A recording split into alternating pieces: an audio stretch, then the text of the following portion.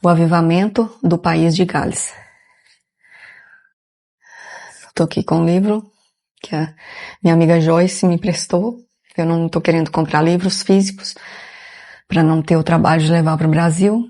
Então, eu estou lendo no Kindle e conseguindo emprestado o físico, porque é bem melhor. Esse livro, ele tem 38 páginas, 39 páginas. É bem curtinho, gente, mas é rico, é muito bom. Ele é da Nancy DeMoss e do Maurice Smith. Este livro, originalmente ele foi compilado do site Revival Our Hearts.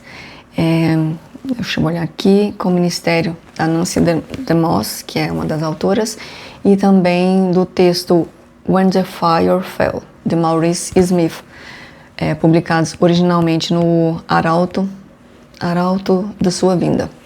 Está aqui. O país de Gales, ele é menor do que o nosso estado, do Sergipe. E aquela época do avivamento tinham por volta de 1 milhão de habitantes. E o que se fala é que mais de 100 mil pessoas foram alcançadas pelo avivamento. Os trabalhadores ali, a sua maioria trabalhavam nas minas de carvão e nas metalúrgicas. Quando eu falo aquela época, era no século XX. Haviam muitas igrejas e capelas. As pessoas frequentavam a igreja, mas o que faltava era paixão pela mensagem. E as pessoas já estavam percebendo. Uma dessas pessoas foi o Dean Howell, que em 1903 ele escreveu um artigo conclamando as pessoas para buscar a Deus genuinamente. Deus, a autora nos diz que quando Deus vai fazer um avivamento, ele procura pessoas apaixonadas. E aqui elas citam várias dessas pessoas que foram essenciais para que esse avivamento acontecesse. Eu vou citar aqui alguma delas. Um deles foi o Joseph Jenkins. Ele era o pastor da igreja e ele mesmo estava incomodado com o seu sermão. E ele começou a orar a Deus e buscar de Deus essa unção, esse avivamento. De 1903 para 1904, essa passagem, ele fez uma conferência e nessa conferência que ele fez, ele falou como Deus inflamou o seu coração para buscá-lo genuinamente. Ele pergunta àqueles jovens o que é Jesus para eles. E eles ficam ali sem responder, mas uma jovem, Flori Evans, ela responde que não saberia dizer o que Jesus era para ela, mas ela sabia que ela o amava e que ele havia morrido por ela. Deus estava ali preparando os corações para o avivamento. Uma das pessoas também importantes para que esse avivamento acontecesse foi o Evan Roberts. Ele era um trabalhador das minas. Ele começou a trabalhar com 9 anos. Seu pai teve um acidente e ele precisou começar a trabalhar. Aos 12 anos, ele saiu da escola definitivo para apenas trabalhar nas minas. Mas ele sempre buscava ao Senhor. Houve um acidente nas minas e foi no dia que ele teve folga. Mas a sua Bíblia ficou lá. Quando ele voltou, a Bíblia estava queimada. A pessoa também foi o Seth Joshua.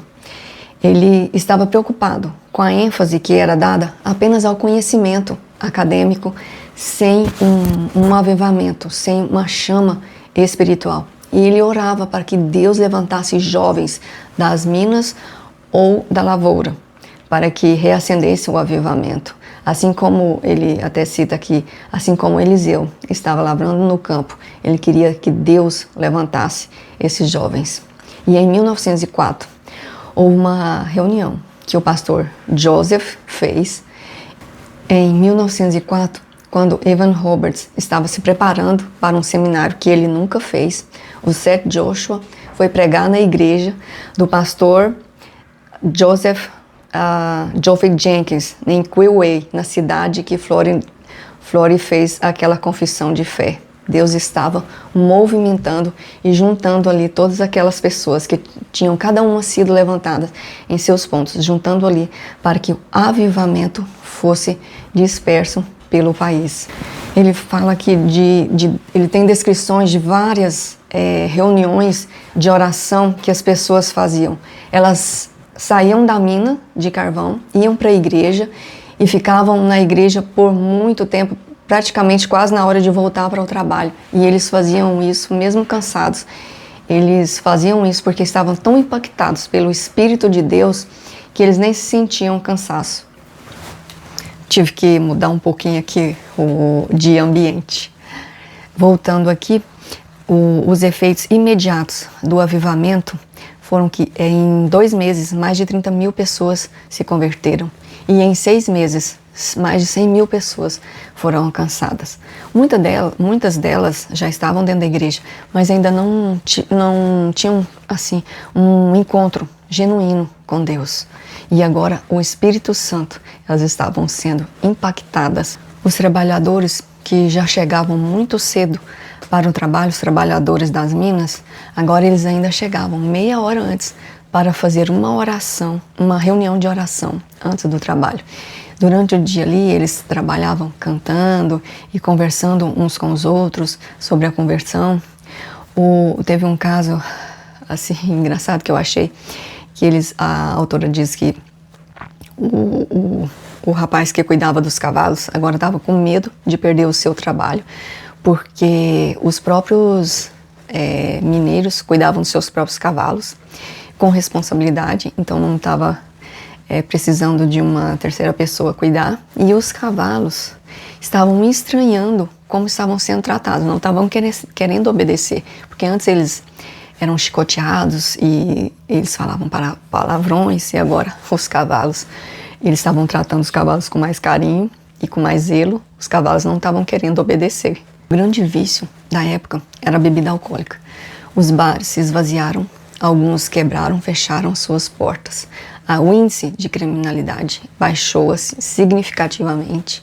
As famílias foram transformadas, porque agora os pais ficavam muito em casa com seus filhos, com suas esposas. Então, um médico que foi entrevistado à época disse que dívidas que ele nunca pensava que receberia estavam sendo quitadas. Houve, então, um mover, não só no mundo espiritual, mas também social.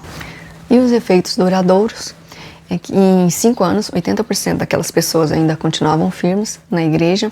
Saíram muitos missionários ali do país de Gales para outros países, levando também, influenciando outros avivamentos. Por exemplo, aqui em 1906, em Azusa, nos Estados Unidos, e também em 1907, na Coreia do Sul.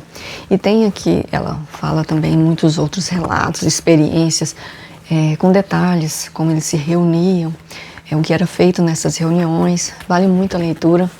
É um aquecimento espiritual para os nossos corações. Eu recomendo bastante esse livro.